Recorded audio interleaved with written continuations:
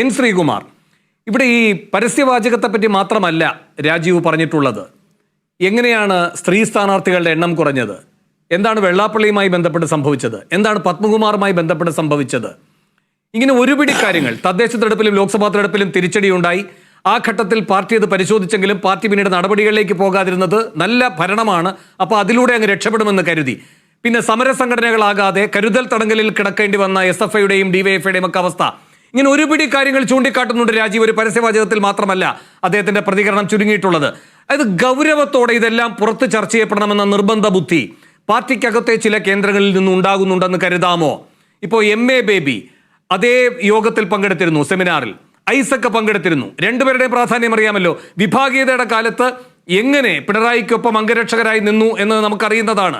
ഇപ്പോൾ അവർ കൈവിടുന്നു, യഥാർത്ഥ കാരണങ്ങളിലേക്ക് പോകേണ്ടതുണ്ട് എന്ന ഓർമ്മപ്പെടുത്തൽ അവർ നടത്തുന്നു. അങ്ങനെ കരുതണോ? രാജീവ് അത് കുറെ കൂടെ ശക്തമായി പറഞ്ഞു എന്ന് വിലയിരുത്തണോ?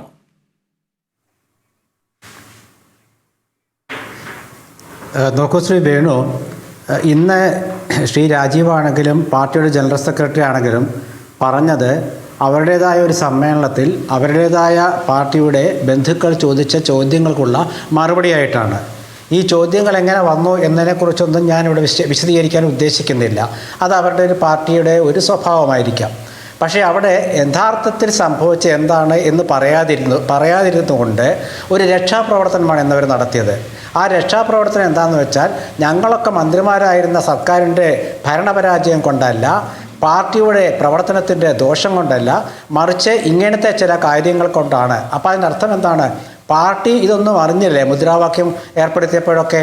അന്ന് മുദ്രാവാക്യത്തെക്കുറിച്ച് പറഞ്ഞപ്പോൾ നമ്മളെ ചില നിരീക്ഷകർ LDFിൻ്റെ മുദ്രാവാക്യങ്ങൾ എത്ര സ്പഷ്ടമാണ്. അതായത് ആദ്യം LDF വരും, എല്ലാം ശരിയാകും, പിന്നീട് ഉറപ്പാണ് LDF, പിന്നീട് ഞങ്ങളല്ലാതെ മറ്റാര് എന്നൊക്കെ ഇങ്ങനെ കൃത്യമായി ചോദിക്കാൻ ഇവർക്കല്ലേ പറ്റുള്ളൂ എന്നൊക്കെ പറഞ്ഞപ്പോൾ ഇവർ കൈയടിച്ചവരാണ്. എന്നാൽ അന്ന് ഇവർ ആലോചിച്ചില്ലല്ലോ ഞങ്ങളല്ലാതെ മറ്റാരുണ്ട് എന്ന് പറയുമ്പോൾ അത് തെറ്റായ മുദ്രാവാക്യമാണെന്ന്. ശ്രീ സെബാസ്റ്റ്യൻ പോൾ പറഞ്ഞ പോലെ അതാ പറഞ്ഞത്, കമ്പ്യൂട്ടറിനെ വിമർശിച്ചവരെ ഇന്ന് കമ്പ്യൂട്ടറിൻ്റെ രക്ഷാപ്രവർത്തനത്തിൻ്റെ ഉപകരണമാക്കുകയാണ്. കമ്പ്യൂട്ടറിനെ അറബിക്കടലിൽ തള്ളണമെന്നും ബെഗനെന്നും പറഞ്ഞവരിന്ന് കമ്പ്യൂട്ടറിലെ അണ്ടുവിനെ കുറിച്ച് പറയുകയാണ്. ഞാൻ അതിലൊക്കെ ഒന്നും പറയുന്നില്ല, അതൊക്കെ തമാശയായിട്ട് എടുത്താൽ മതി. പക്ഷേ യഥാർത്ഥ സംഭവം എന്താണ്? ഇവർക്ക് പറയാൻ കഴിയണം. ജനറൽ സെക്രട്ടറി പറഞ്ഞതും ശ്രീ രാജീവ് പറഞ്ഞത് എന്താണെന്ന് വെച്ചാൽ, അവരിപ്പോഴും സംശയത്തിന് അതീതമായി പറയുന്നില്ല. അവർ ജനങ്ങൾക്കറിയാം എന്തുകൊണ്ടാണ് തോറ്റതെന്ന്, പാർട്ടി പ്രവർത്തകർക്കറിയാം എന്തുകൊണ്ടാണ് തോറ്റതെന്ന്. പക്ഷേ നിങ്ങൾ വിചാരിക്കുന്നു കൊണ്ടല്ല തോറ്റത് പറയാൻ ശ്രമിക്കുമ്പോൾ ഇവർ ലോക്സഭാ തിരഞ്ഞെടുപ്പിലെ പരാജയവും ഡിസംബറിൽ നടന്ന പഞ്ചായത്ത് തിരഞ്ഞെടുപ്പിലെ പരാജയവും മറച്ചു വയ്ക്കുന്നു. അന്ന് മുദ്രാവാക്യങ്ങൾ ഉണ്ടായിരുന്നില്ലല്ലോ. അന്ന് പറഞ്ഞ എന്താണ്? ഭരണത്തിനുള്ള വിലയിരുത്തലാണെന്നല്ലേ. മൂന്നാം വട്ടം അധികാരത്തിൽ വരുമെന്ന് വിചാരിച്ചുകൊണ്ട് അവർ മുന്നോട്ട് പോയപ്പോൾ അവർക്കൊരൊറ്റ ക്യാപ്റ്റനല്ലേ ഉണ്ടായിരുന്നുള്ളൂ. അന്ന് ചോദിച്ചു, ആരാണ് നിങ്ങളെ നയിക്കുന്നത്? പിണറായി അല്ലാതെ മറ്റാര് എന്ന് പറഞ്ഞയാളാണ് ഈ ജനറൽ സെക്രട്ടറി MA ബേബി. അതുമാത്രമല്ല, പാർട്ടിക്ക് ഒരുപാട് കാര്യങ്ങളിൽ പാർട്ടി വ്യത്യസ്തമായ അഭിപ്രായങ്ങൾ പറഞ്ഞു. ഇപ്പോൾ അവരെ ഏറ്റവും കൂടുതൽ അവരെ ബാധിച്ചത് സ്വർണ്ണക്കൊള്ളയാണ്. ആ സ്വർണ്ണക്കൊള്ളക്കേസിൽ സോണിയാഗാന്ധിയെ ബന്ധപ്പെടുത്തി പാർട്ടി ഒരു ആക്ഷേപം ഉന്നയിച്ചപ്പോൾ അത് തെറ്റാണെന്ന് MA ബേബി പറഞ്ഞു, അത് തെറ്റാണെന്ന് കടകംപള്ളി സുരേന്ദ്രൻ പറഞ്ഞു. അതിന് പ്രോത്സാഹനം നൽകുന്ന സമീപനം അന്നത്തെ മുഖ്യമന്ത്രിയായിരുന്ന പിണറായി വിജയൻ സ്വീകരിച്ചു.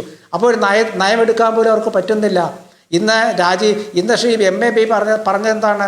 അതായത് ഒരു പാർട്ടി സഖാവ് അയാൾ സ്ഥാനാർത്ഥിയാകാൻ അർഹനാണെങ്കിലും ആ അർഹത ഒരു ബന്ധുവിന്റെ പേരിലേക്ക് എന്റെ നേരിട്ടുള്ള ചോദ്യം ശ്രീ എൻ ശ്രീകുമാർ, റിവ്യൂ റിപ്പോർട്ടുമായി ബന്ധപ്പെട്ട് അല്ലല്ല MV ഗോവിന്ദൻ നടത്തിയ വാർത്താ സമ്മേളനത്തിൽ പറഞ്ഞ കാര്യങ്ങളെക്കാൾ പുറത്ത് പുതിയ കാര്യങ്ങൾ, അതുമായി ബന്ധപ്പെട്ട് കുറെ കൂടെ ശക്തമായ കാര്യങ്ങൾ ഈ നേതാക്കന്മാർ പറഞ്ഞോ ഇല്ലയോ?